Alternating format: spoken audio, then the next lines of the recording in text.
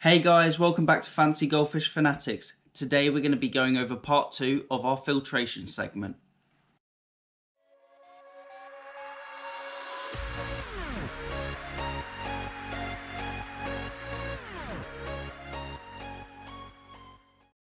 Hey Fanatics family, how's it going? Today we're going to be continuing our Back to Basics series on from our last video. Remember to hit that subscribe button and notification bell to stay updated with our future uploads.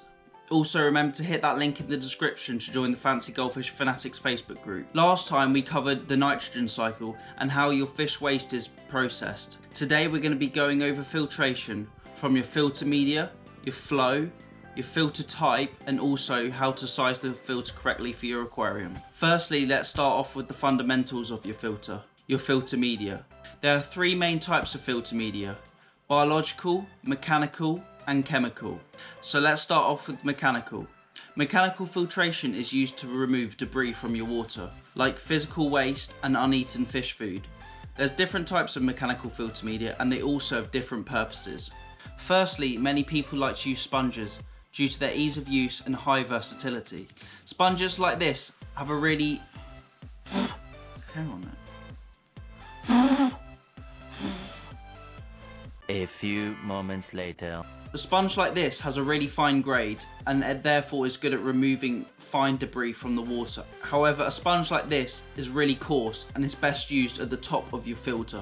Other mechanical filtration like Japanese matting or Matala are also just as good. However, they can also act as a biofilter. For mechanical filtration, I prefer to use filter fleece, just like this. You can get large rolls of this that come in 5 or 10 meter rolls, and they're really cheap and you can just chuck them away once they get dirty. I use one of these in each of my dual bioflow filters. I change a small square of this filter fleece about twice a week. Next, let's go on to biological filtration. Although your bacteria will thrive on all surfaces that are submerged in your aquarium, biomedia with a high surface area will help colonize the most amount of bacteria. Biomedia such as Alpha Grog is really good and really cheap and comes in a variety of different sizes. It has a high surface area and is good for large applications such as ponds, backy showers or large canister filters. There are also other types of medias like biobricks. Here's one as an example. These have a really high surface area and allow large numbers of bacteria to colonize. These kind of blocks are really good for anaerobic bacteria as they form anoxic spots within the filter media to help reduce nitrates. When purchasing aquariums like the Jewel range, you'll receive small boxes of your biomedia that you'll get with the filter. These are just some small ceramic balls. However, they can get quite clogged up with waste quite quickly. My preferred biomedia of choice is Biohome. Here's an example of two different medias. As you can see, the Biohome has a really porous surface structure. This is really good for allowing bacteria to colonize the media. I run about 2 kilos of this media inside my dual bioflow filters. Thirdly, we'll move on to chemical filtration. Chemical filtration can consist of a number of different types of media. Carbon is good at removing odours and pheromones from your water, as well as giving it a good polished look. Otherwise, products such as Roaphos and other phosphate removers are normally made up of ferric oxide and help reduce your phosphates. This helps reduce algae blooms and can also increase your fish's appetite. There are also other medias like resins that help remove your nitrate. However, I have not had any previous experience with these medias, so can't comment on their effectiveness. So now we've gone over filter medias, let's look at filter flow. Your filter flow should be about 3 to 5 times your tank's volume in turnover every hour, but this is just a rule of thumb. When selecting a filter like a canister filter, don't focus too much on the output flow. Flow can be directed to the surface, which helps degas and regas your water, removing carbon dioxide and adding oxygen. This also allows the flow at the bottom of the tank to remain gentle and not exhaust your fish. Air pumps can also be used to create flow. Air pumps can be run 24/7, however, if the flow in your aquarium is high, they can be turned off at night, as goldfish use less oxygen at night, as their metabolism slows down due to their inactivity and they aren't consuming any food. Flow over media such as K1 when used in a moving bed need to be gentle. The K1 should be boiling over but not too rigorously. K1 is good as the old bacteria can fall off the media allowing new bacteria to colonise.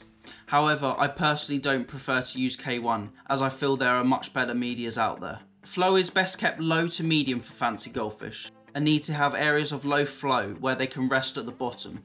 Remember, when looking at flow rates, your filter can slow down once it gets dirty. Also look at head height if you're running a canister filter from a cabinet, as these can reduce the flow, as well as bends and pipework diameter in your pipework runs. So now we've gone over flow, let's look at different types of filters for your aquarium. There are many different types of filters that you can use for your goldfish aquarium, all the way from internal filters to sumps. So let's start off with sumps, my favourite type of filtration. Although I don't run a sump on this aquarium, I think that sumps are some of the best filters you can use due to their versatility and large size. They have plenty of space for mechanical, biological and chemical filtration. Alternatively, canister filters are most regularly used by fancy goldfish keepers. Canister filters are very versatile as they can house a large number of different medias, and they range in size and different flow rates. Larger filters like the FX6 and FX4 range from Fluval are really good as they can hold a large amount of media. However, I don't believe that the media supplied by the manufacturer are up to scratch. The sponges are good at mechanically filtering your water. However, I believe it's good to stack the different trays with Biohome media in the centre with a filter fleece pre-filter. Internal filters like the Fluval U series are not good enough for fancy goldfish. They're too small and do not hold enough biomedia that's required for these large fish. These are best kept for tropical tanks and smaller bodied fish. However, there are another brand of internal filters that I really like. As you can see, I run the dual bioflow filters on my aquarium. I've removed most of the media that the manufacturer provides.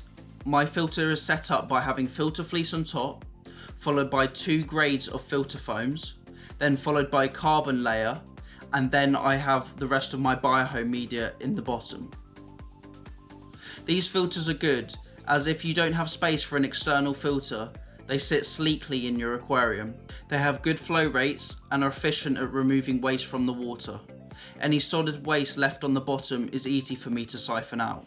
I recommend when you buy your filter that you customise the media within it. Generally, filters that you can purchase from your local aquarium shop come with poor filter medias. Like I do in my aquarium, I recommend using a good quality filter fleece, followed by a few layers of mechanical filtration. This can be some sponges or some Japanese matting, and then followed by a good quality biomedia, like the Biohome Mini Ultimate that I run in my filter. Remember that you don't need to buy an expensive filter. I picked up my dual bioflow filters from between £20 to £40 on the Facebook Marketplace as well as eBay. All you're looking for is a reliable pump and a large vessel to hold your media of choice. Remember that your stocking densities can be affected by your choice of filter. A few internal filters would greatly reduce your stocking potential, as these cannot handle a high level of waste output. However, if you had 2 large canister filters, you could increase your stocking density over the normal rule of thumb. But stocking density is a whole nother topic, so we'll save that one for another video. So remember guys, when you're looking at stocking your tank, remember to select the right filter for your needs. I recommend looking at the dual bioflow filters or a large canister filter, such as the Fluval range or even the Sun range. So that's it for today guys. Remember to choose a good size filter that's customizable for your needs to keep those parameters in check. Thanks for watching and happy fish keeping.